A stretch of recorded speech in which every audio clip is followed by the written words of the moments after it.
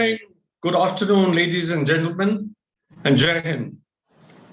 As the founder of CASA, it gives me great pleasure to welcome all of you to our 21st webinar, rather undiplomatically titled SAMUDRA MANTHAN, Does AUKUS Enhance the QUAD or Undermine it?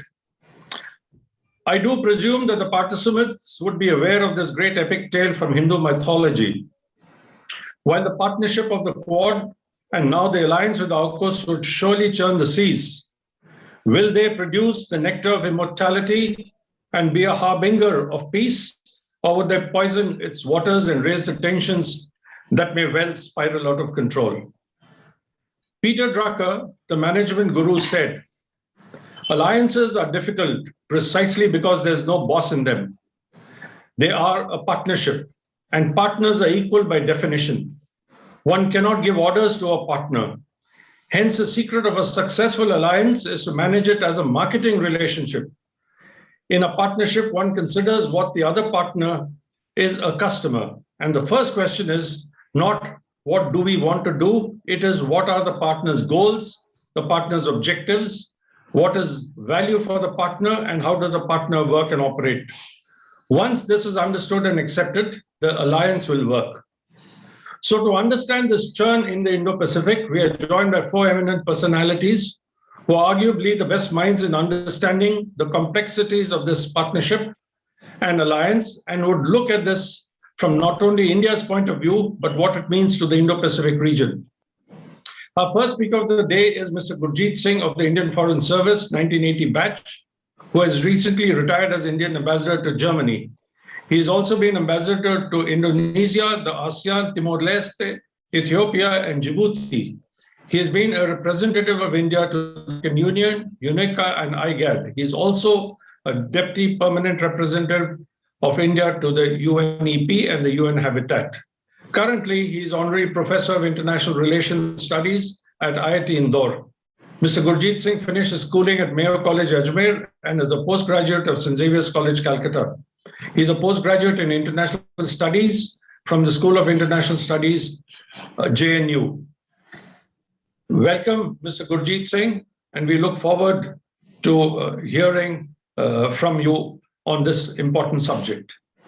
Our next speaker is Professor John Blaxland, who's a professor of international security and intelligence studies and former head of Strategic and Defense Studies Center at the Australian National University. He holds a PhD in war studies. He's an MA in history and a BA honors too. He's a graduate of the Royal Thai Army Command and Staff College and the Royal Military College, Canberra. He's had extensive experience as an intelligence officer and has held important posts in the Australian government. He's a reputed military historian too. Welcome, Professor, to our CASA webinar, and we look forward to hearing your views from down under. Thank you, General. Our third speaker of the evening is Vice Admiral Pradeep Chauhan, who is the Director General of the National Maritime Foundation. As a maritime practitioner, his experience stems from a 4-decade-long distinguished career in the executive branch of the Indian Navy. This includes a stint in the Antarctica, a 3-year deputation to the government of Mauritius, where he set up and commanded the Mauritius National Coast Guard, and 4 command appointments, including Principal Director of Naval Operations and command of the Indian Navy's sole aircraft carrier of the period at the INS Virat. He has been Chief of Staff of Western Naval Command and was, in his last naval appointment before retirement, the Commandant of the Indian Naval Academy at Erimala. Admiral Chauhan is on the visiting faculty of the Higher Command Defense establishments of all 3 services. He has been advising the Indian government through his interaction with the integrated headquarters of the Ministry of Defense Navy, the Ministry of External Affairs, and the National Security Council Secretariat. He's been commended 3 times by the President of India for sustained distinguished service. The Admiral is a prolific writer on maritime and strategic issues and has published over 95 articles. Welcome, Admiral Chauhan, and we look forward to hearing your views. Our moderator for this discussion is Vice Admiral Anil Chopra, who was a former Commander-in-Chief of both the operational commands of the Indian Navy, the Western Naval Command and the Eastern Naval Command. He was Also the former Director General of the Indian Coast Guard. He's commanded the Western Fleet, and like Admiral Chauhan, commanded the aircraft carrier INS Virat. As Assistant Chief of Naval Staff Policy and Plans, earlier as Principal Director Naval Plans, he was extensively associated with the Navy's long-term force structure and financial planning. As member of the Apex Defense Acquisition Council for 3 years, he was involved in the ongoing evolution of the defense procurement procedure. He was also a member of the National Security Advisory Board and has been a senior fellow at the Atlantic Council of the US. Without further ado, I hand over to Admiral Chopra. Thank you, Admiral Chopra, for agreeing to conduct this webinar. Over to you. Thank you, General. Greetings to everybody out there in cyberspace. Delighted, as always, to participate in a CASA webinar. The topic today is difficult. It is difficult to compare AUKUS with QUAD. It's like comparing oranges with apples. One is a full-fledged military alliance, and the other is just an informal concert, if you wish, of democracies and like-minded nations. Of course, there is enough grist in the mill for everyone to analyze both, but it is not easy.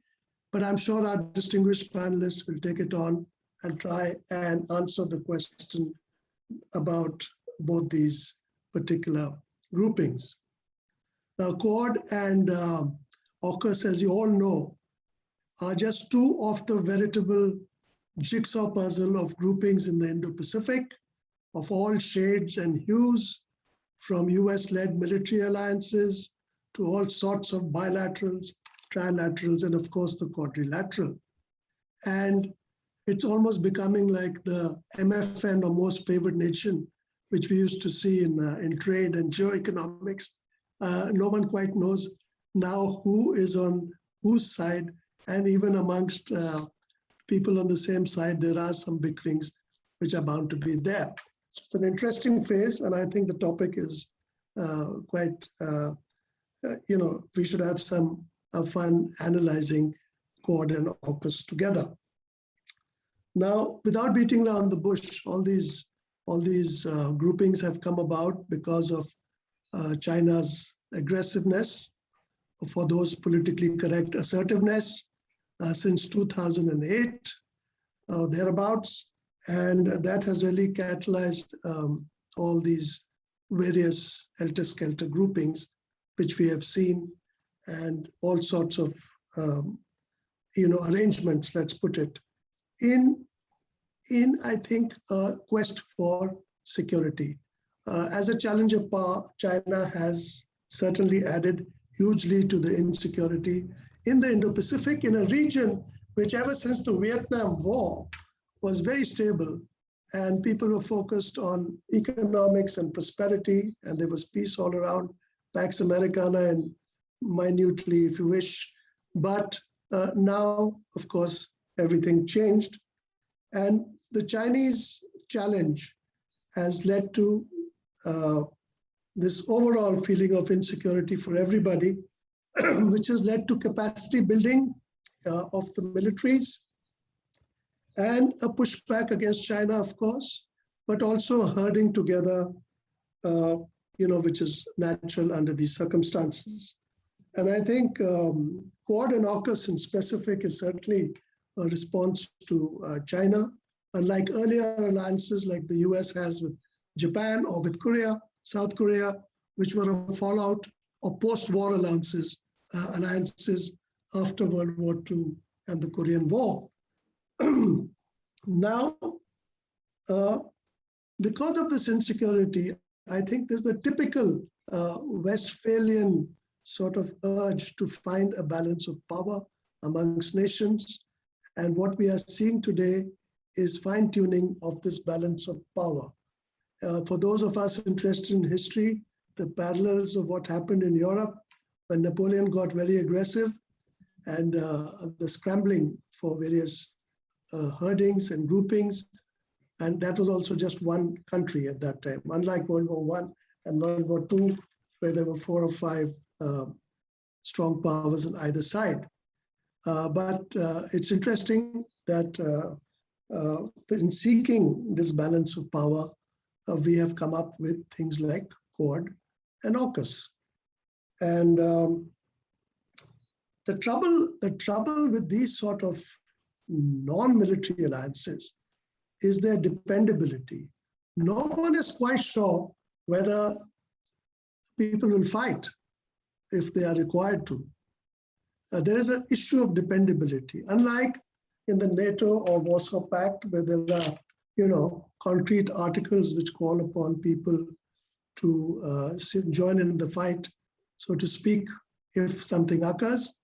Most of the alliances that we see now in the Indo-Pacific are of a very fluid and nature with nothing really laid down, no commitments, no compulsions. And that is the first issue that I'd like to point out, that there's a dependability crisis. And I think AUKUS in a way stems from that dependability crisis. The second issue, which is there against the backdrop against which we must listen to these gentlemen, is this uncertainty which has come about because nobody is sure about the trajectories of the United States or China, the two principal players in the region. The United States, there are issues about its commitment. It's a paramount power, but by no stretch is it a hegemon in this region, a word used very loosely. Hegemon is someone who can just give a diktat and things are done, like the Roman Empire. But here, the US is paramount. It is not a hegemon. China, no one is even sure whether it's a great power just yet. But the US in recent years were more focused on West Asia. And during the Obama years, there was certainly a drift in the Indo-Pacific, which allowed the Chinese to build their wall of sand in the South China Sea. There are questions about US force levels, about its technological edge, about its internal polarization, and even about the competence of its military, stemming from not only Afghanistan, but by general information now available across the net. China, of course, has succeeded in its economy in the South China Sea and in its access area denial strategy.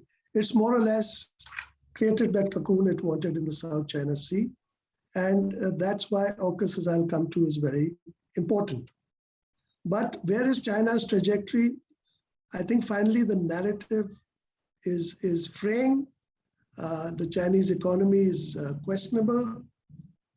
And besides, China has already had very little soft power, and that is now being further diluted by COVID. And people are not really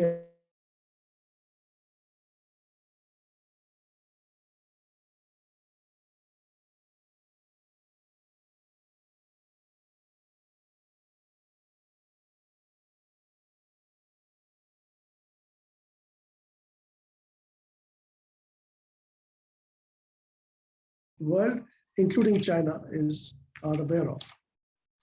And China has dependencies and vulnerabilities. I don't have time to go into that, but China is not a powerful monolith which can't be challenged. And it has had its failure. The BRI, in my view, is a bit of a failure already. And it has huge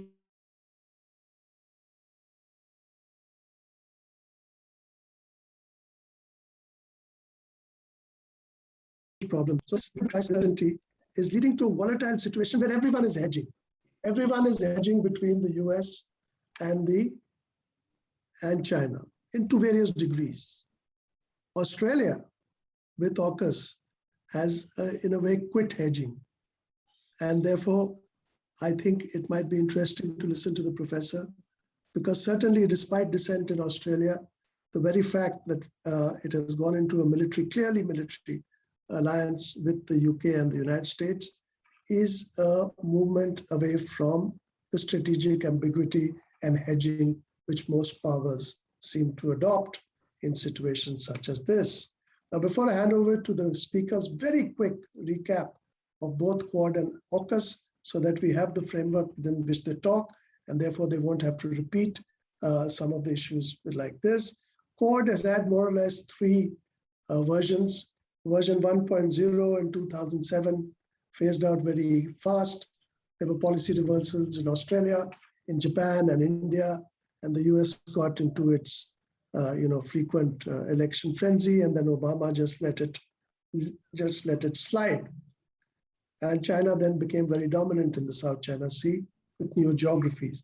Trump's QUAD was 2.0. He revived it in 2017. A lot of energy, a lot of calling out of China, Indo-Pac, come on, out of TPP, a lot of push given to meetings at various levels, and he certainly brought back a lot of energy into QUAD. And QUAD started getting more interoperable. Malabar started becoming more frequent. And otherwise, there were alternatives to BRI and the supply chains which were talked about, and there was talk of QUAD Plus. And then Biden 3.0 in 2021 is moved away clearly from any sort of alliance or military connotations. And now we have QUAD, which is trying to constrain and maybe isolate Beijing in the larger global system, preventing it from dominating supply chains, manufacturing and infra, and therefore forcing it to compete and cooperate rather than to challenge. This is a long-term incremental strategy, and there are problems here with this QUAD strategy because Beijing and the son of heaven in the Forbidden Palace could miscalculate, and therefore we have a problem where either Chinese miscalculation or Chinese hubris and its underestimation of both the United States and democracies in general may lead it to conduct itself in a fashion in which things like phone ops may not be enough. And then you come on to AUKUS. Clearly, it's part of the Anglosphere. And these are countries which have fought together since Gallipoli and are aware of each other's military strengths and weaknesses. And there's no ambiguity here. Unlike with India in the scheme of things can be very useful in Malacca, but there is strategic ambiguity and always the thrust for autonomy, and a clear disavowal of military alliance. So that was not there. And Japan's Article 9 also is something which would prevent it from going into something like AUKUS. So I think what they have done is now create an Anglo-spheric deterrent, which is actually very powerful. For those of us who, I would like to underline that what AUKUS gives the Indo-Pacific is a deterrent because it brings in SSNs within the confines of the first island chain. And thereby, they're not SSBNs, they are submarines which can be deployed for very long periods within the first island chain. And therefore, it's an actual military deterrent because it threatens Chinese shipping, Chinese fleets, Chinese warships. But this is 20 years away. And these facilities will be used by the UK and US submarines also. So they have actually pivoted now to the Western Pacific. And though there is dissent in Australia, and though there is transatlantic rumbling by France and others, that's where AUKUS is. But as someone said in the beginning, it could raise tensions. So maybe it's not the best thing. Who knows? So finally, AUKUS and QUAD, more the merrier.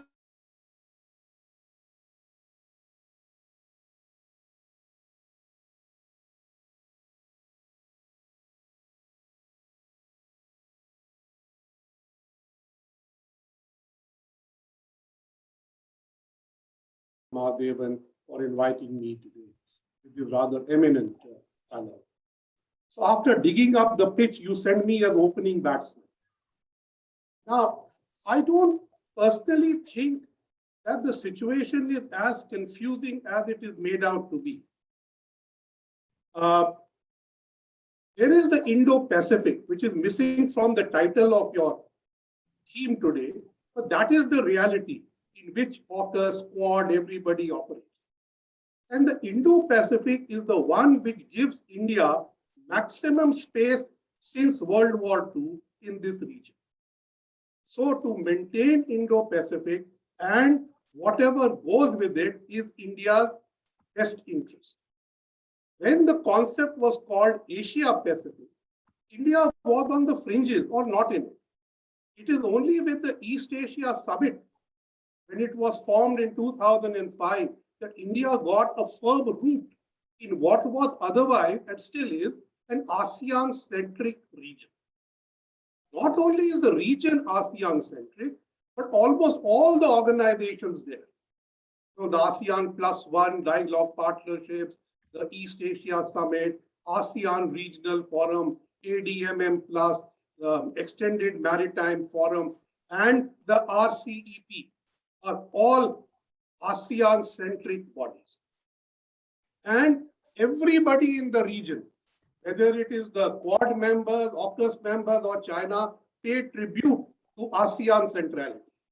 So long as there was no power tussle in the region and it was settled, there was no major issue, and the ASEAN way of doing things, which is essentially not a power concept, not a realist concept, but a liberal, value-based, be good concept, prevailed.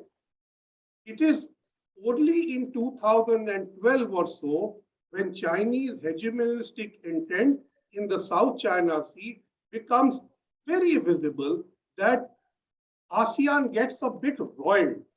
But it only takes them 5 years to adjust to China than to confront it. In this period of 5 years, from 2012 to 2017, is also the transition from QUAD 1.0 to QUAD 2.0. Now, it's not exactly congruent, but that's precisely.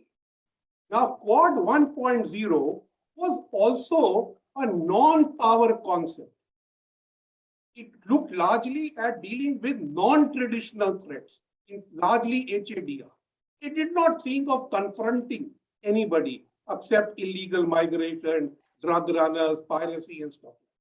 So ASEAN was comfortable with that because the QUAD members would come to their aid. During the tsunami, countries like Indonesia understood that Australia, which they thought was their closest neighbor, was actually days away, and the Indian fleet from Andaman could reach you in hours. This realization dawned.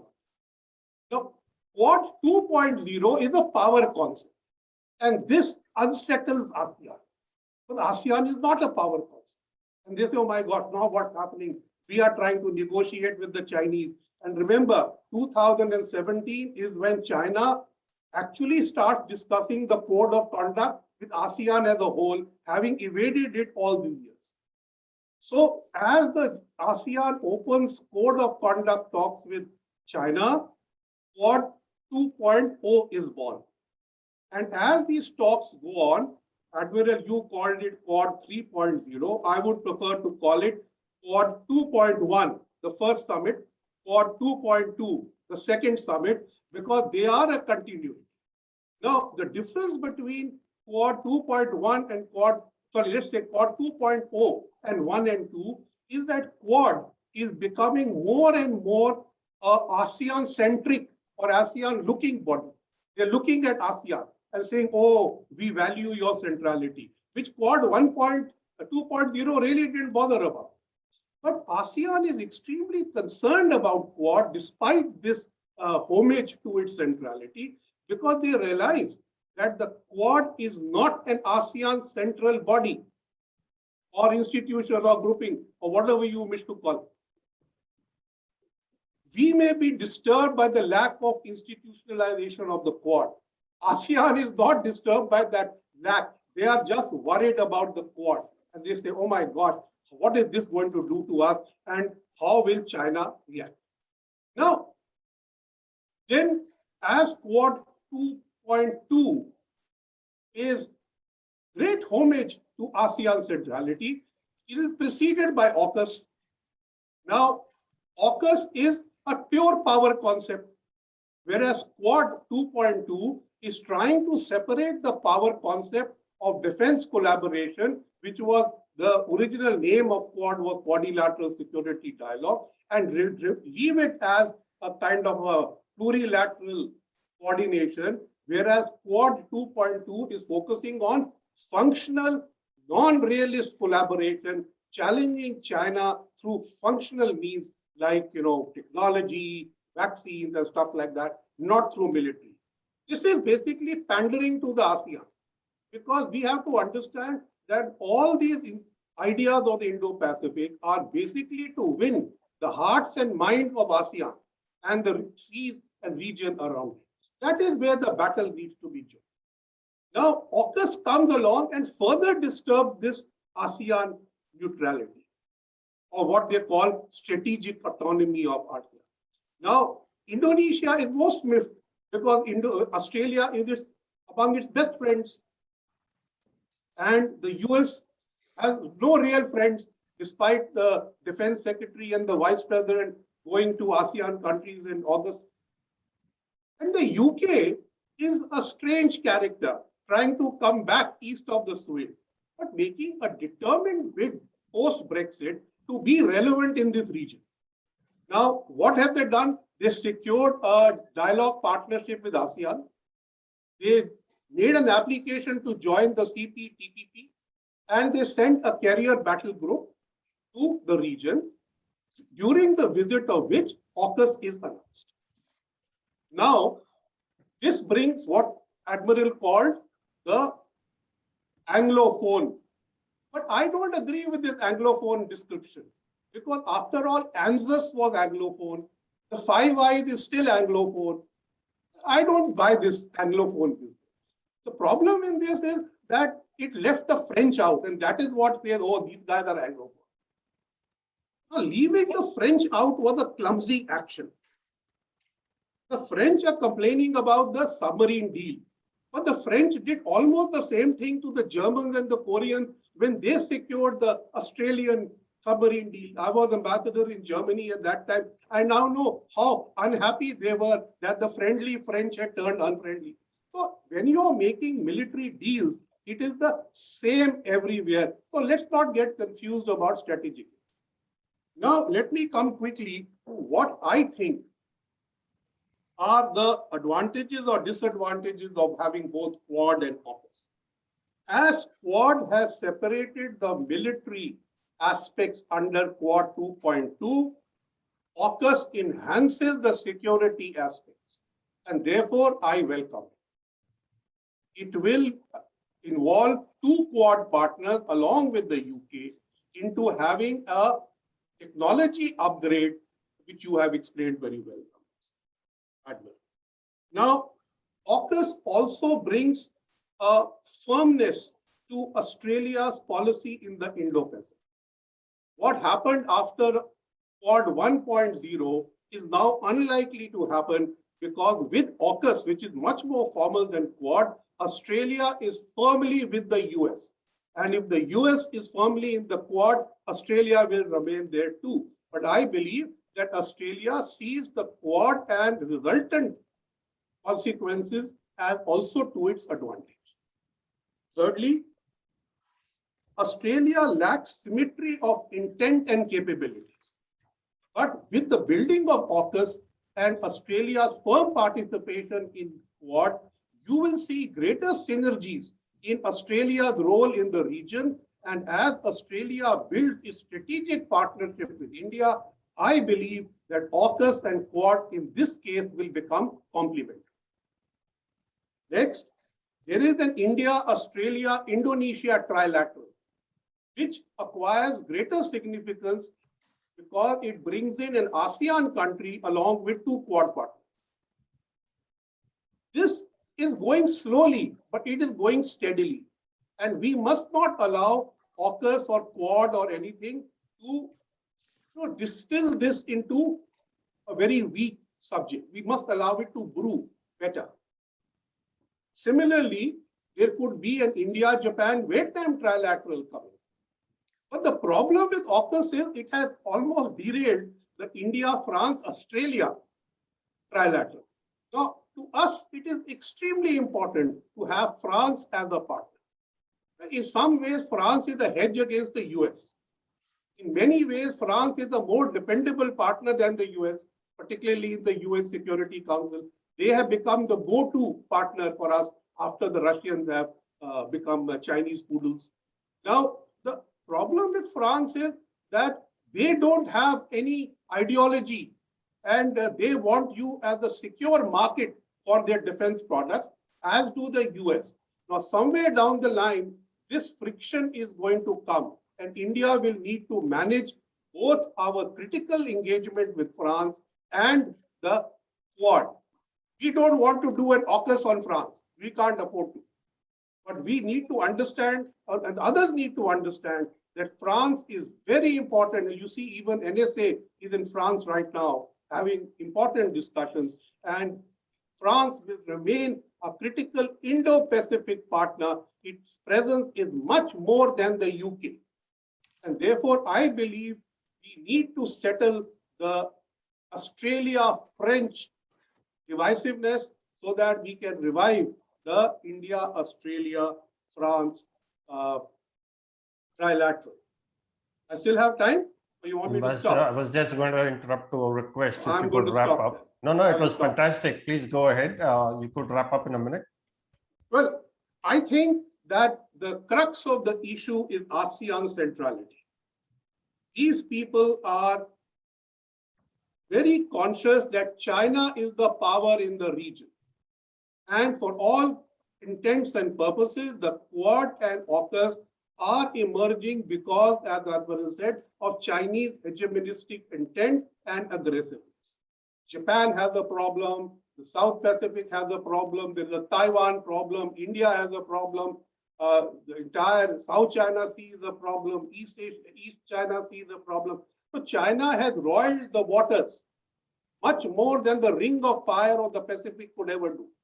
You could resolve that with the humanitarian assistance and disaster relief. But to deal with China, you will need much more intent and cohesive strategic policy coordination. Thank you. Thank you. Thank you, Ambassador. And since you wound up by saying ASEAN as the crux of this, I'm going to take you up on that. Everyone is aware of ASEAN centrality and the homage that is paid to it by everyone in whatever they do. But may I ask you that in the current situation, as you said, the thing which was missing in the Indo-Pacific, in the title was the Indo-Pacific. And the Indo-Pacific, certainly for India and France, is far more than the Western Pacific and the Andaman Sea. There are issues in West Asia, there are issues of the coast of Africa. So I'm surprised that you brought it down to ASEAN centrality. But even if we limit it to the West Pacific, how much of ASEAN centrality, and this is a provocative question, is actually just say so in the diplomatic circuit, and how much does it really matter in the balance of power in the Indo-Pacific? So let me clarify. Since our subject today did not cover the Western Indian Ocean, I did not do that. But it is not only India and France. Recently, India and Germany exercised outside Djibouti. Yep. India does it with the UK also. So it is not several of our partners exercise there, but this is for all of them. It is not Indo-Pacific policy. That is the only distinction. Sure. France and India, and to an extent Japan, it is Indo-Pacific. For the US, it's not Indo-Pacific policy simply because that is CENTCOM, and this is the different command. That is the only reason. Now, coming to your question about ASEAN centrality. You know, I have always told ASEAN, even when I was there, which was in 2012, that simply saying centrality is no good. You have to be responsible for your region, which you show no responsibility. Instead of challenging China, you are adjusting to Chinese aggression. And Chinese aggression and the secret manner in which ASEAN is negotiating the code of conduct may give away the South China Sea to the Chinese. If the Chinese succeed in having no operation of UNCLOS, no operation of third parties and stuff like that, which they demanded of ASEAN, it is something that will bother all of us of the Quad and beyond. Secondly, ASEAN keeps talking about UNCLOS and they keep asking us to talk about UNCLOS. But the Chinese don't talk about UNCLOS to the ASEAN. So ASEAN responsibility for their centrality has to be a phase which must come, without which ASEAN centrality will remain a simple thought. As I said, it will be there, but it is not a realist concept. So therefore, it will become an impediment to its friends to confront China. Thank you. With that, let me move on to Professor Blaxland. And floor is yours, Professor. Many questions for you, I'm sure, from everyone. Admiral, thank you for your very warm welcome. And may I say, it's a real challenge for me to follow up Ambassador Singh's profound remarks. He really did articulate the argument about whether or not AUKUS undermines the Quad or enhances it remarkably well. I would like to pick up one point from him before I go on to make my remarks. And firstly, he made the observation about AUKUS disturbing ASEAN strategic autonomy. And I think that's a very important observation, and the centrality and the sense of autonomy of ASEAN. My sense is that Australia, India, and others have for a long time gone along when we have not rocked the boat. We have let ASEAN continue with its rhetorical ambiguity. But I think ASEAN has become unsettled. Parts of ASEAN have become unsettled by Australia taking a stand.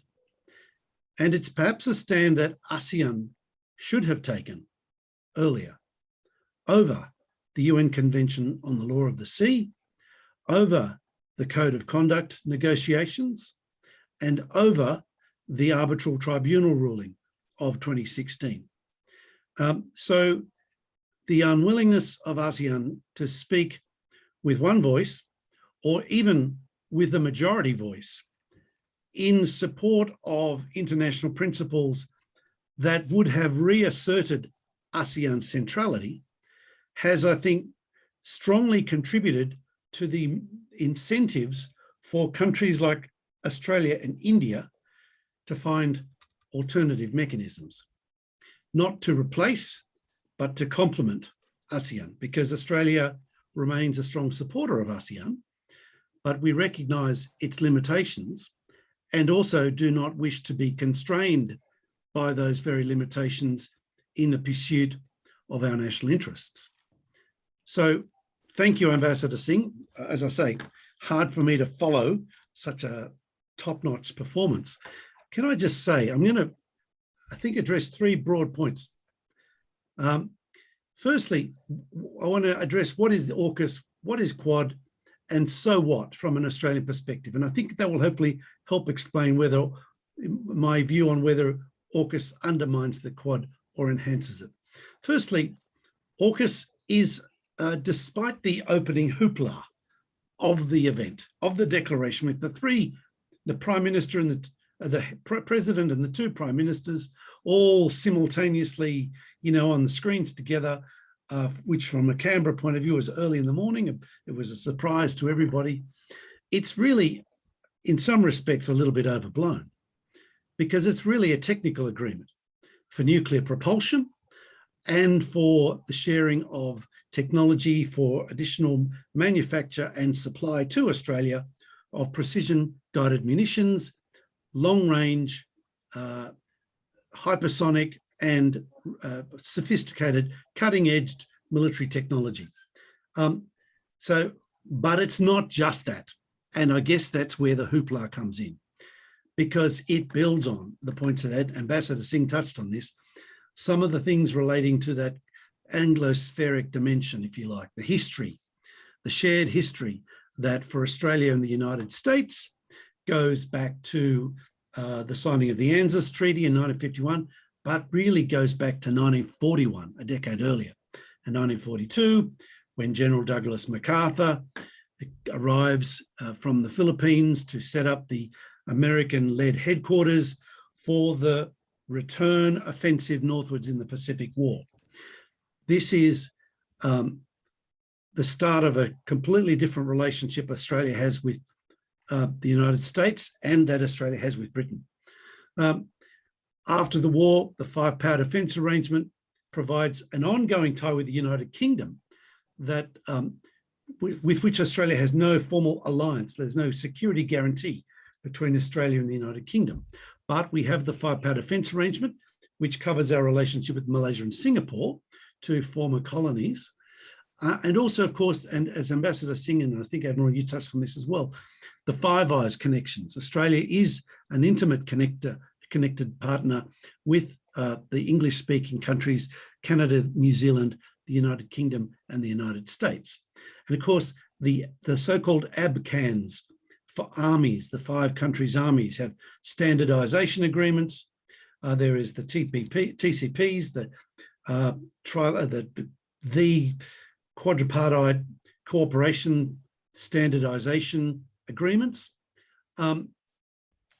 But interesting, these countries that were originally connected by culture and being English-speaking, a New World in the case of the United Kingdom, of the United States and Australia, New World offshoots from an Anglo-centric Europe, have become much more multicultural countries. They are not just the white Anglo countries they were 2 generations ago. Australia in 1967 abandoned the white Australia policy at about the time that the civil rights movement under Martin Luther King reached its pinnacle. And these countries have, despite ongoing tensions, Australia with its Aboriginal identity and reconciliation, these are ongoing issues in Australia, much like Black Lives Matter remains an issue in the United States. But these are countries that are now much more inclusive, much more cosmopolitan, much more accepting of non-Anglo contributors to society. So that is the context in which AUKUS has emerged. For the United States, we know, of course, we've seen this relative decline with the emergence of China that has seen great power contestation come back to center stage. And that for us has been accentuated by the wolf warrior diplomacy, the exercise of sharp power, and the crystallizing of the realpolitik dimension of international relations that wasn't there 15 years ago when Australia was first engaging with India with Quad 1.0. The dimensions that emerged with Quad 1.0 coming out, as you mentioned, Ambassador, out of the Indian Ocean tsunami, where India responded, Australia responded, and then we met each other off the coast of Sumatra and realized, hey, why don't we cooperate more? You know, this is crazy. Finding we have so much in common, so many shared interests, but that we then were backed off. We backed off in part because we were intimidated by China. China was very angry at the prospect of a Quad 1.0, and the Prime Minister at the time, Kevin Rudd, basically said, oh, okay, all right, well, we don't want to cause offense, so we'll back out of the Quad. Not realizing that no matter what we did, it wasn't going to be enough to satisfy China on this. They wanted more than we were prepared to give. And that remains the case today. So moving back to this AUKUS formation, I want to just touch a bit on the post-Brexit UK. You know, Britain joined the European Economic Community in 1973. It looked from Canberra's point of view and from Wellington in New Zealand that we were being abandoned by the British. We were still heavily trade dependent on the UK. Now we had diversified. We had a free trade agreement with Japan, and we were developing other trade relations across Asia. New Zealand, far less so, was much more heavily hit by the consequence of Britain's choice. But what we've seen is both Australia and New Zealand, we've actually prospered. It didn't really matter that much that the Brits moved away. That was okay. But as they seek to come back in a post-Brexit world, where they're looking to establish a global Britain, where they're looking to burnish their credentials with the United States in the Indo-Pacific, which is now the center of gravity, if you like, geostrategically for the United States. The emphasis, the utility of Australia to the United Kingdom has grown. But it is now one where it's a reciprocal one. They're seeing utility for Australia. But for Australia, we're now not seeing it as a subordinate relationship. It's now one of a partnership. When Britain joined the European Economic Community, it was the tail end of empire. Australia still had not fully, arguably, grown up. It hadn't quite realised it's, gone through puberty, if you like. It had still holding on to some of the apron strings of the UK. But that's long gone. That's more than half a century ago. And we are now a much more independently minded and more mature a state with its own organs of state. There's a parallel there with India, where having experienced, colonization at the hands of the British, there was an understandable and visceral reaction to Britain that I think has faded with time as Britain's power has waned, as its consequences, its tangible negative effects have waned. There is a sense that they're probably more welcome back in this neck of the woods now that it's more on a level pegging. It's not a superior subordinate relationship by any stretch of the imagination. They are here largely because we've invited them to be. And that's, I think, a very interesting dynamic at work.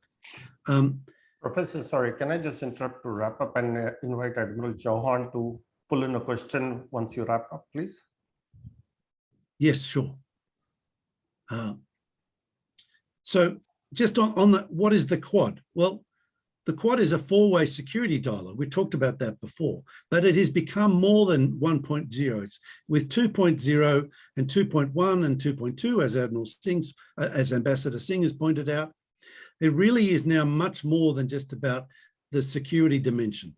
The virus options in response to the pandemic, the medical dimension, the IT, the information technology sharing. This is now about recognizing the geostrategic realities of shared geography and of overlapping interests and of our desire to collaboratively work to deter would-be aggression from a more assertive and more acerbic and more adversarial People's Republic of China. And so if I can move on to my third key point, so what from an Australian perspective? Well, I would contend that I'm not a fan of the Cold War 2.0 metaphor. I do not think it is helpful because we are not in the Cold War. It is very different to the Cold War of old. The dynamics are completely different, and that metaphor, I would contend, leads us to wrong examples to be drawn from the past. I think what we face now is a situation that I would describe as the 6 C's in the 1 C. The 1 C being the Great Lake, which is what the Indo-Pacific is dominated by, the Indian Ocean, Pacific Ocean, but the Southern and the Atlantics as well, okay? That's the 1 C. The 6 C's are the continuum of cooperation, competition, contestation, coercion, and conflict. Now, all of those are happening right now. We are seeing cyber attacks. We are seeing foreign interference. We are seeing assaults on the line of actual control in the Himalayas. We're seeing aggressive action in the Natuna Sea, affecting Indonesia, across the so-called 9-dash line, across Taiwan, the Taiwan Strait, with the Senkaku or Diaoyu Islands, and etc. There's a lot of contestation and bordering on conflict happening already. including what people are calling grey zone operations, cyber operations. A lot of this is in relation to responding to the rise of China. I would contend that not all of this is negative. And there are some critics of AUKUS and of the Quad that see this as in a zero sum, this is what hawks are saying, you're feeding the war agenda. I don't buy that. I find that a completely unhelpful way of looking at this. I see competition as healthy. I see contestation as not unhealthy, because this is way better than going kinetic. This is way better than crossing that threshold into actual overt war. And it is also, I believe, very helpful if we are to deter China from crossing that threshold itself. What would stop China from taking Taiwan, and once having taken Taiwan, make demands of Japan, make demands of the Philippines, and then make demands of the Andamans and of Australia's territories and beyond? Where do you draw the line? If we do not seek to deter, I would contend, and I think the evidence is mounting, that China will exploit the weakness. We are in a position where it is in our interests to collaborate, to deter, across a range of that 6 C's spectrum, from cooperation, competition, contestation, coercion, and conflict. And conflict, I'm thinking cyber in particular, the cyberspace, where there is a genuine conflict happening right now. Now, there was, as I started my remarks, referring to Ambassador Singh's excellent observation about ASEAN and its desire for centrality. I think it's really important that we work collaboratively to assuage the fears and concerns of our ASEAN neighbours and partners, and work collaboratively with them to reassure them of our desire for ASEAN to remain central, but at the same time, not allow them to constrain us in the pursuit of our interests, which are actually, in my view, also their interests, to push back. So at that point, I will pause now. Thank you very much. Well, thank you, Professor. Now, you did not say it in so many words, so I'm going to ask you, does QUAD undermine or enhance? Does AUKUS undermine or enhance QUAD? And as I can understand, of course, you do imply that it enhances, and all such collaboration is, of course, there for deterrence. So the only question that I really have for you is the degree of dissent in Australia regarding AUKUS. We've all been reading articles about people who are exercised about the shipbuilding industry, about the nuclearization, the activists, and so on. And of course, any election in a democracy can bring about a reversal of policy. Not, of course, that it can reverse AUKUS, but it might determine the progress of AUKUS. So having observed these things over the years, how stable would AUKUS be in the years to come in the light of possible dissent within Australian society, and also due to any political turbulence? Excellent question, Admiral. And look, I guess my remarks were making the point that there is, and you pointed this out, in terms of the direct, blunt answer to your question, does AUKUS undermine the QUAD or enhance it? I would contend that they are complementary. They are not the same.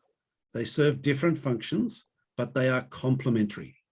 And there's some very interesting observations. In Australian politics, there are a number of political parties. On the right-hand spectrum, there is the National Party, which used to be the Country Party or the Farmers' Party, aligned with the Liberal Party, that's the conservative side of politics. The left or centre-left has been the Labor Party, which was the Workers' Industrial Party. And then what's emerged in recent years is the Greens. And the Greens have taken a position which is much more than just about the environment. they have taken a view about geopolitics that is more about isolation and neutrality. And this is a view that people in the Labor Party and in the coalition view as naive and dangerous, because it is about not funding the military, not bolstering deterrence, and basically, taking a view that Australia should become more of a porcupine, withdraw into itself more, and avoid conflict and just basically hunker down. I would contend that that is not a tenable, sustainable path into the long-term future. It may be tenable for a few years, but not for long. And it's not because Australia is enormously invested in its relationship with the United States.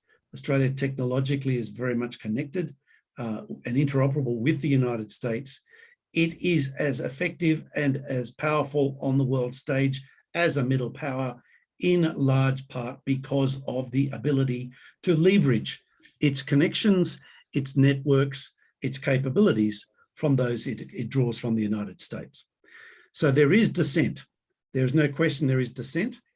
It is, in my view, part of the electorate that is highly unlikely ever to gain a majority in politics. And there is nonetheless, so that's on the dissent front. So I think we can park that as it's a concern, it's a legitimate one. It's one that I think the Australian body politic is mindful of. Both the centre, the Labor Party and the Conservatives are mindful of it, but are not overly fearful of it, because it is considered essentially still relatively marginal.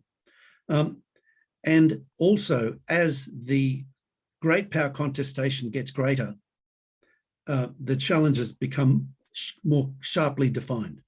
One of the things that I would argue, and I've written about this in what I've called a geostrategic SWOT analysis for Australia, looking at the strengths and weaknesses, opportunities and threats for Australia, is that when we distill that down, to my mind, it comes to three things. We have great power contestation, we have looming environmental catastrophe, and we have a spectrum of governance challenges: terrorism, criminal gangs, people smuggling, prospects of the breakdown of law and order. All of those combine to generate a dark overlapping space. Now, the Greens agenda tends to focus on the environment and not so much on the governance or great power contestation. My sense is most of the Australian public get that it's all three. It's not one or the other or the other. All three are engaged. Professor. I'll have to stop you there in the interest of time, but thank you for that response. And with that, let me hand over to my friend Bilu Chauhan and what he has to say today. All yours, Admiral Chauhan. Thank you very much. Thank you, Chops. Thank you, Ambassador. Thank you, Professor Flaxland. And of course, thank you to CASA. I think I'm going to be playing a bit of an outlier, and I also wanted to address this particular topic head on. Before we can do that, and without taking anything away from the comments of my illustrious predecessors, I want to ask a simple question of everybody. What exactly do you mean by security?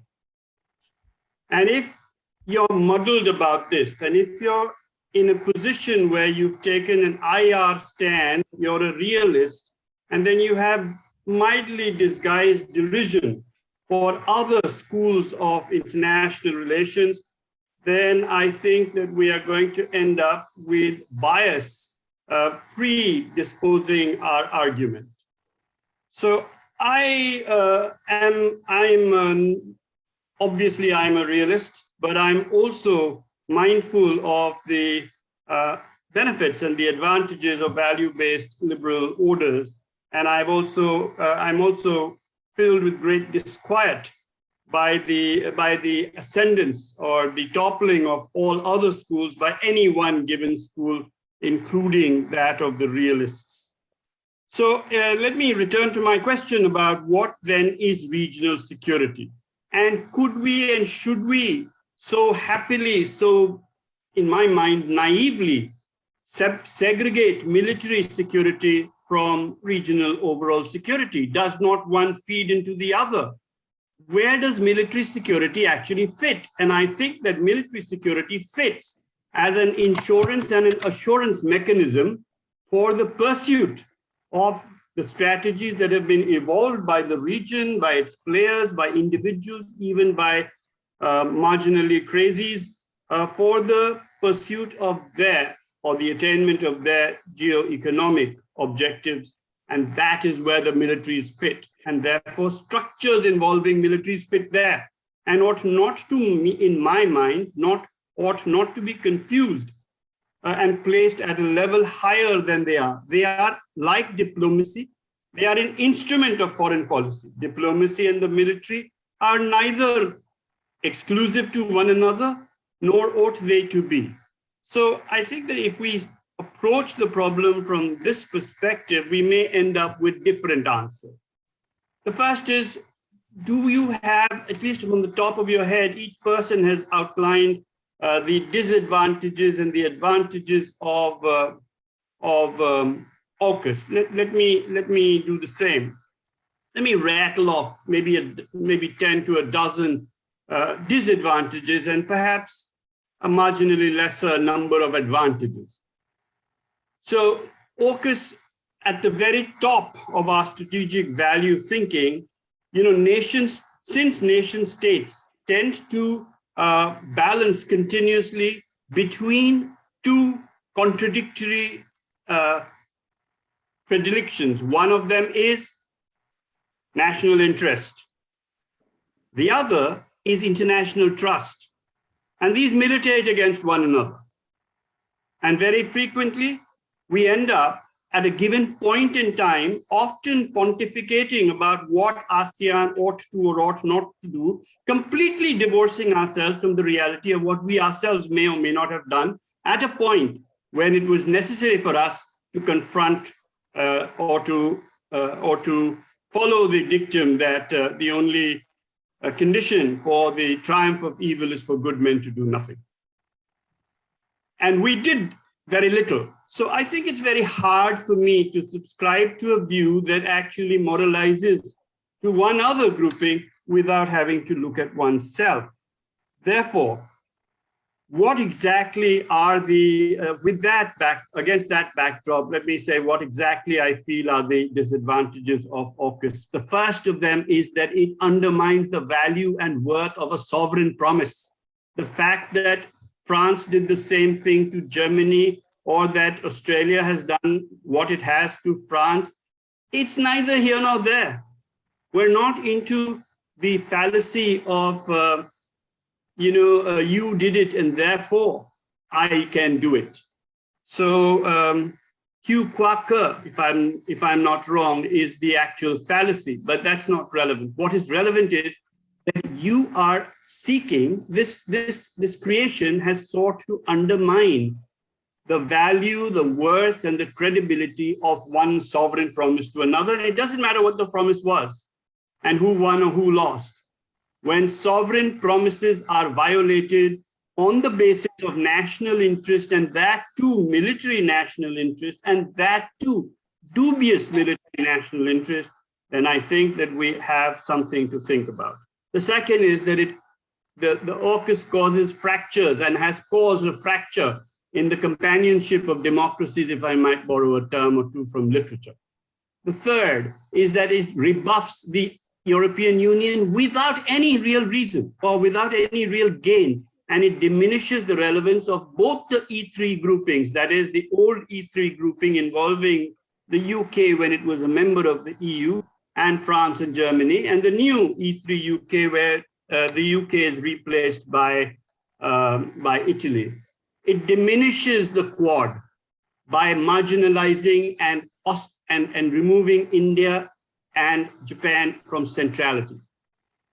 It offers Australia no tangible military benefit for at least a period of 2 decades. And that too, I think, is highly optimistic, because having been a long time admirer of the Australian industry and the Australian approach, I'm also a long time, a person who's for long been dismayed by the direction that Australia has often taken in this regard in terms of building its capacities and its capabilities. So I think that Australia is going to be ending up with no submarines whatsoever. It forces a binary. It forces a binary between China and the USA completely, once again, unnecessarily. It alienates France. Everybody has said that that's not a good thing, and I'd like to emphasize that. It weakens plurilateral structures that are already existing, such as the IONS and the WPNS and the ADMM plus, instead of strengthening them. It is just seductive in the fact that anytime you create a new thing, it looks like a great idea. And then you go over and then some other bozos who are now 11 and 12 years old will come onto these sorts of panels as we are, and then probably drag our thoughts over the coals and drag us over the coals, and quite justifiably, I might say. It seriously fractures the India, France, Australia trilateral. The ambassador has already made mention of it, but he also emphasized the fact that the India, Australia, Indonesia trilateral is buttressed. Yes, but as you say that one is a slow one, it ought to have been a fast one. And that's precisely my point, that for a long period of time, the Indian foreign policy is ignoring and lack of vigor in its dealing with Indonesia is now getting up and biting it in the Netherlands, in the nether regions.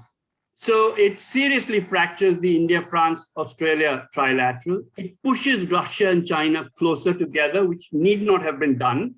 The UK is by no stretch of imagination either is or is going to be any global power within the 30-year period that we're talking about between this and the submarine. And therefore, India's obsession with getting approval ratings from the UK is baffling to me.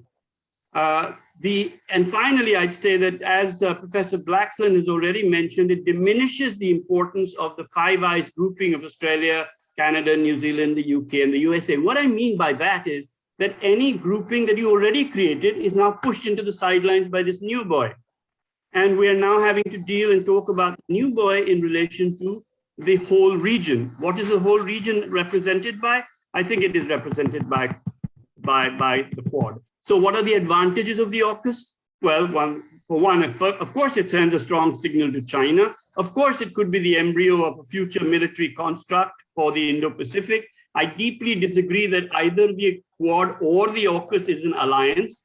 Neither of them is an alliance. The whole concept of alliance is really antediluvian. It should have been left behind with the Cold War constructs that Professor John Blaxland says that we are no longer in. And yet we use the currency of those terms fairly loosely. It signals the USA's intent to remain invested in the region, which is a really good thing. It offers a very strong basis for the India-France bilateral relationship. And therefore, India-France bilateral relationship is being pushed forward. Is that good for India? Yes. Is it good for the Quad? I'm not so sure. Is it good for the region? Well, yes and no, insofar as bilateral relations are good or bad for any region. It offers legitimacy to the UK within the Indo-Pacific, and that's one of its big advantages, to the UK at least. Most important of all, it does free the Quad to concentrate upon those very points of somewhat derisive dismissal that I've been hearing, which is it enables the Quad to concentrate upon integrative regional projects. Let me try and explain this. The only way you will be able to handle China is not by confronting China militarily in either the South China Sea or elsewhere. The only way you'll be able to handle China is for you to knit this region, this Indo-Pacific region, in so tightly that there are no fissures or cracks through which China can make strategic entries.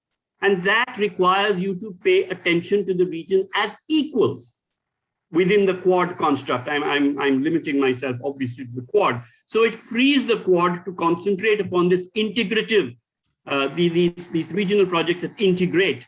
And it allows India to leverage the Quad's economic potential to hit its own target of becoming a $5 trillion economy. So from India's perspective, is this all a good thing? Yes, it is a good thing. From the region's perspective, is it a good thing? Much less clear that it is a good thing. From the Quad's perspective, I think it is not a good thing at all. I stop there because I think that they're bound to be. Admiral, I was just going to say those fireworks, definitely the Australian Prime Minister is going to be worried if you come on shore. I could see Professor Blaxland and everybody wondering where this nuclear missile is going. But anyway, Admiral Chopra, I will leave it to you to take it with another question. Well, for a moment, I thought it might be difficult to stop that flow, but Bilu, I think, did it himself, which is remarkable. But let me ask you one question in all seriousness, which is your comments on alliances. Now, you made a point that military alliances no longer exist in the traditional Cold War fashion or earlier, but I'd like to dispute that. There are two alliances, certainly in the Indo-Pacific, the one the US has with Japan and the other that it has with the Republic of Korea, which it clearly lays down that the US will come to the military help of either of these two countries if they are attacked. Now that is an actual military alliance.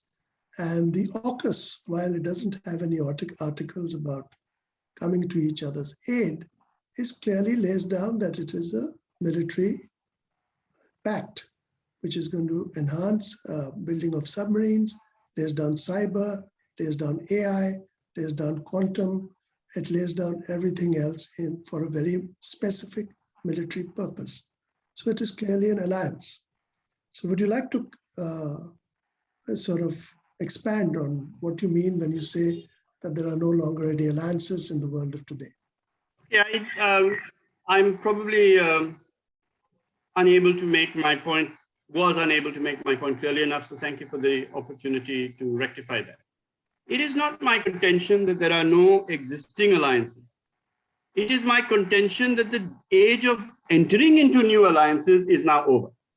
We are now replacing alliances all across the board by strategic partnerships. So we have a whole hierarchy of strategic partnerships. You have a strategic partnership, you have a comprehensive strategic partnership, you have a global comprehensive strategic partnership. And the fact is that these partnerships are not based upon military commitments of one or another, but on the larger the number of policy fields, the more critical is the strategic partnership.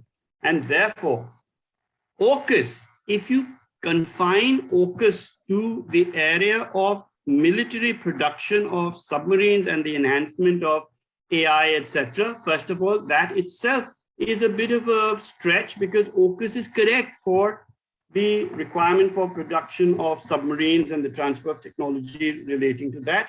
But other factors of technology are well within the ambit of the Quad. Okay, thank you for that. But as a corollary, and I'll give you another opportunity to clarify yourself, that you are saying that it's an era of partnerships, alignments, as opposed to, formal alliances, and you're correct. But is there not a danger that all this surfeit of comprehensive strategic partnerships, this surfeit of 2+2 dialogues with all and sundry, the surfeit of trilaterals between all sorts of combinations, is there not a danger of all this becoming a talk shop at first, and therefore mitigating against what you started with, is the realist military issue? Yes, clearly there is that danger, clearly, but that danger exists even within the established alliance structures of the Second World War onwards, where alliance partners, having signed treaty commitments, have reneged whenever they feel that it is not in their interest to enter into somebody else's war. And the problem with the alliance is just that it can drag you in quite unwillingly into somebody else's, sort of pursuit of that country's national interest or its perceived threat to that country's national interest. That's really the problem with the whole alliance structure. And it is working, as you've seen for yourself, in too many cases. All right, thank you. Thank you for that comment. And with that, let me throw the floor open to the audience. There are some questions. in the chat box or in the question answer box. I think the first one is from Rishi Athria for Professor Blaxland, mentions that the UK is supposedly welcome back as a non-colonial power. The UK is effectively present in the Indo-Pacific only due to the dominions. Australia, along with USA, New Zealand, and France, is part of the Southern Quad. How will AUKUS affect the Southern Quad? For you, Professor. Yes, thank you. And look, I appreciate Admiral Chopra, your question. And look, Australia has not handled the relationship with France very well, but it's not all one-sided. France really was pretty cavalier in its approach towards Australia with the submarine deal. Once it had it secured, it felt it was able to throw its weight around and be pretty casual in response to Australian pleas for more urgent, more thrifty responses, and it didn't happen. Now, France remains a Indo-Pacific power. It's got physical presence in the Indian Ocean and the Pacific Ocean. It remains, we have the France, Australia, New Zealand arrangements. We have ongoing interests in collaborating with France in the Pacific and the Indian Ocean especially. And it is in our interests to make the relationship with France work. So if India can help us do that, that would be good. I recognize Australia has not handled that well. We have arguably blown it. And I do think, though, that President Macron has taken it a bit too far. And there's no credit around at the moment for how this has been handled, largely by either side. But it remains in the interests of Australia and France to collaborate. I would contend it remains in the interests of India for France to collaborate not only with India, but with Australia, and for us to find a workable way to get past the challenges we've experienced, to maybe, and there's going to have to be some creative engagement opportunities explored.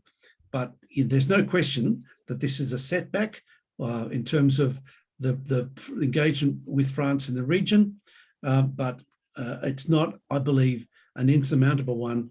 But France does need to get over it. Australia does also need to act with some more humility and offer some olive branches. Thank you. Thank you, Professor. Then there are a series of questions on deterrence from Rumail Dahya. He asks, what will it take to deter China? And then he asks, is AUKUS strong and determined enough to deter China? And how soon is QUAD expected to organize capabilities to be able to deter China? Well, I leave it to all the panelists who may want to comment on this. It's about deterrence, it's about QUAD, it's about AUKUS. So in the same order, I think maybe, Professor Blaxland can take the AUKUS part of it, and Ambassador could come in with whether QUAD is ready with the capabilities. So AUKUS on its own can't deter, and not sufficiently and not fast enough. But what AUKUS does is it sends a very loud signal, a demonstration of resolve for the United States to remain engaged and for Britain to engage in a fresh way and to accelerate domestic production in Australia of munitions and advanced missile technology, and to explore other opportunities for collaboration on AI, artificial intelligence, robotics, quantum computing, precision-guided munitions, as well as nuclear propulsion. They are all sending a signal to Beijing that what you are doing to us is generating a reaction. And the more you do it, the more we will react. We are not going to back down. We are not, your strategy is backfiring. So if you want to change reaction, change the way you're approaching us. Thanks. Ambassador. Thank you. So I would first like to react to something that Admiral Chauhan said. Sir, every strategic partnership does not an alliance make. India and ASEAN are strategic partners. India and Japan add an adjective to the strategic partnership almost every 3 years. We are not allies. But as Admiral Chopra said, Japan and Korea are allies of the US. Where India is concerned, the word alliance is imperative because in the US system, you become eligible for certain weapons exports if you are classified as an ally. And the term is in that US system. And there is India is classified as I think, a non-NATO ally or something. And that makes us eligible for certain kind of weaponry which other countries are not eligible to. So the word alliance has a different meaning now, which is more perhaps not realist or anything anymore. It is simply a legal way of dealing with partners. Now coming to the issue of how or when Quad will be ready. What Quad is up against is a multitude of issues on which, let us say, ASEAN has been weaned away, and many countries in the region will be weaned away. Since the pandemic began, ASEAN and China are mutually the biggest trading partners. China has huge FDI growing in ASEAN, though it is still number 3, which is growing rapidly. It has a large amount of BRI infrastructure projects. I think the last count, 55 BRI projects in ASEAN countries, still second to Japan, but not for long. So when you are dealing with countries like groupings like ASEAN, you are not dealing only with the military issue. That is why Quad has sort of set it aside. We have to challenge China in every sphere by offering more trade opportunities, more resilient supply chains, more infrastructure, more vaccines, more and better technology to challenge 5G of China. I mean, the battle is much bigger now than only on the seas. And that is why Quad 2.2 has taken this battle to the ASEAN mind and beyond. It would take you about 10 years if you get it all right. The problems come because within the Quad, procurement systems are not the same. If India and Japan decide to do one project, you have so many different procurement systems involved, it's impossible to use government money from both countries to do the same project. There is a Japan, Australia, US trilateral for infrastructure in Southeast Asia. Not taken off except for Papua New Guinea. But there are problems in these. But China has the advantage that BRI overcomes every domestic problem. Whereas Quad will have to first deal with these internal issues, set up complementarity. Now there is the SCRI, Supply Chain Resilience Initiative between Japan, Australia, and India. Now this is going to work, but I still think Australia and India need to work out complementarity. Japan has complementarity with India and Australia. But Australia is today looking at India for economic and beyond for strategic reasons. When it was only for economic reasons, India was not important. So the Quad has taken these collaborative efforts to steps beyond, but I would say you will need a decade to put things in order. Thank you. Yeah, Admiral Chan.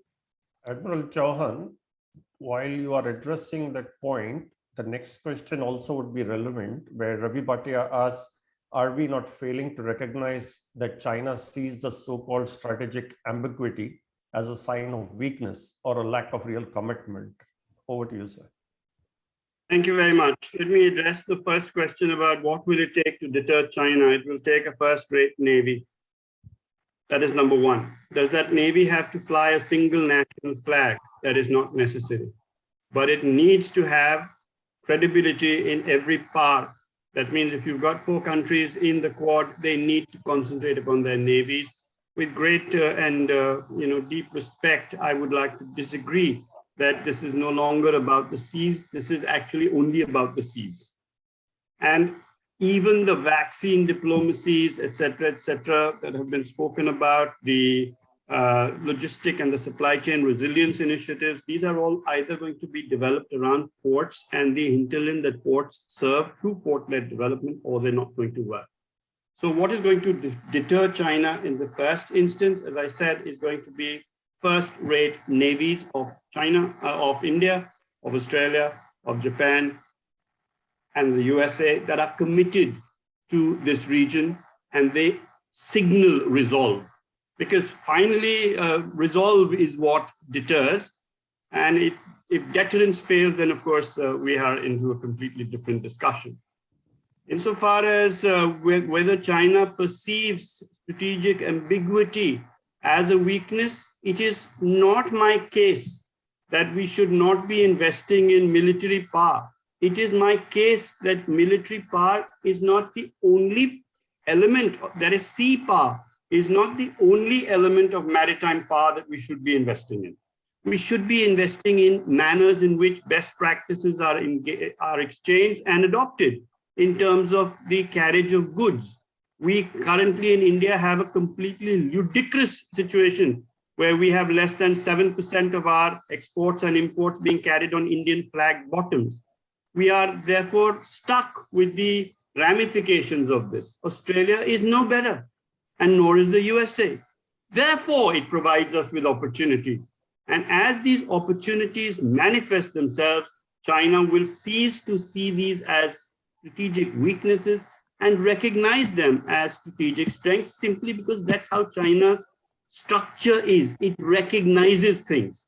It doesn't get distracted by the short term or the today factor. Thank you. Admiral Okay, Chopra, can we extend this, although the time is up? With the permission of the speakers, can we extend it by another 10-15 minutes for a few more Well, we questions? only have 2 more questions which I can see typed in. Let me ask both of them. One is from Rumail Dahya again. Can any partnership or alliance work optimally if every member is merely wanting to draw from it instead of also contributing to it? Every member of QUAD is into the partnership for their specific reason, but the main one is China wanting to hurt the interests of each one of them. Who would like to take this on? I think one of you should take it on, whichever. Would you, Admiral Chan? Yeah, I would very much like to say that this is a fact, this is a statement at the which taken at its superficial level, nobody can disagree with. However, it implies that nations are entering into the QUAD, for example, solely with the purpose of extracting what they can from the QUAD without contributing, and that is actually untrue. It is a misperception, if at all it exists. India is a very good example, as is Australia, as is China. Each of these countries, as is the USA, are contributing into the QUAD. And that's how you're getting these. Everybody recognizes the fact that China, for instance, has a BRI that is functioning. I entirely agree with Admiral Chopra's opening comment that the BRI is nowhere near as successful as its spin meisters are making it out to be, that there is significant pushback which is going on as the ramifications of the BRI become more and more evident, and we make them more and more evident, we being those countries that are opposed to a rules-based order where the rules are formulated in Beijing. So each country which is involved in the partnership of the QUAD is certainly contributing and not merely extracting. That, I think, is a flat rejection of that particular implication, if at all the implication was there. If it wasn't, then I apologize. Okay. The other 2 questions are more geo-economic in nature and could open another discussion altogether with TTP and RCEP. So I think it's now 11:31. Maybe we should wind up the question and answer session. I just have a few points in my closing comments. And first of all, I think the score is 2.5-1/2 as far as AUKUS and QUAD undermining or enhancing is concerned. 2 of the speakers were clearly of the view that it would enhance the efforts of the QUAD. Pradeep Chauhan was not so sure. He was, felt it was different for different things. But be that as it may, the fact is that Australia has upped the ante in the Indo-Pacific by taking a clear stand. And it is now going to be, that is going to push on ASEAN, maybe also on India, and maybe also on Japan, all of whom have felt Chinese pressure, but have been reluctant to some degree, for good reason, to starkly come out as Australia has. And in India's case, it has taken very strong anti-Chinese stands in both the BRI, the RCEP, the Ladakh frontier. And so India has not been hesitant to take a stand against China, but its articulation has been sort of moderate and for good reason, which all understand. So is it for Japan. But Australia has now come out clearly. I think that point about strategic ambiguity, we could talk about some other day at length. The fact is that a regime such as the authoritarian regime in China does not understand strategic ambiguity, perhaps as well as many of us do. And it could be taken as a form of weakness and may deter, may reduce the level of deterrence. I think there are 2 or 3 other things which I could say at end, but I'd like to say just one, that we are still talking about the middle future, the distant future, taking for granted a Chinese power for granted. And I think that is that we all believe the Chinese narrative. There's nobody who seems to doubt the Chinese narrative, that it will be the world's largest power in 25 to 49. I have very serious doubts about that. Some others do. But therefore, when we talk about the middle future, I think we should pay attention to some of the issues which China may confront in the very near future, including its economic strength. And I think the Chinese future is linked to Xi Jinping's future to a very large degree. And therefore, the Congress in 2022 may be a turning point, which may upend everything in the Indo-Pacific if China reverts to its progress as taken forward by earlier leaders in China. And of course, there are a lot of other pressures on nation states now emanating from a more postmodern sort of climate, and including limits of sovereignty in a world where everything is decided centrally. I'd like to end by just saying the problem, as I see it at least, remains just so, is the dependability of all these alliances, alignments, partnerships, the dependability. And I think everything else apart, I think the US, UK, and Australia feel that AUKUS between the 3 of them is a dependable sort of thing, rather than the many other alliances which are there in this part of the region. And as Bilu said, even alliances, you need not venture into somebody else's war if you so choose not to. So I would also agree that in the very broad sense, perhaps AUKUS enhances or contributes or complements the efforts of QUAD in a different direction. And maybe it's best for the Indo-Pacific to get specific in certain areas at least. With that, thank you, and over to Gautam again. Thank you very much, all the panelists. This has been a most wonderful discussion. And if I may just add a word, one of our respected defense reporters has mentioned yesterday that there is a possibility of the strong moves towards getting India, Japan, and South Korea into the Five Eyes Alliance. Now, where that will pitch us and how closely that will get us towards AUKUS and how it will strengthen QUAD is to be seen. I think we'll need another webinar for that as that story develops. But thank you all very much. Thank you, Ambassador Gurjeet Singh. Thank you, Professor Blaxland, for taking out your time from way down under. Thank you very much, Bilu, my friend and coursemate, and Anil too, my friend and coursemate, for moderating this discussion. And above all, I'd like to thank Team CASA, Mr. Mahadevan Shankar, and Barnali for efforts in putting this together. Thank you all the participants for attending this webinar, taking out your time on a Sunday morning, Sunday afternoon to attend this. Thank you all. Good day, good luck, and Jai Hind. Thank you. Thank you, everyone. Good day. Thank Thank you you. very much. Thank you. Thank you very much. Thank you. Bye.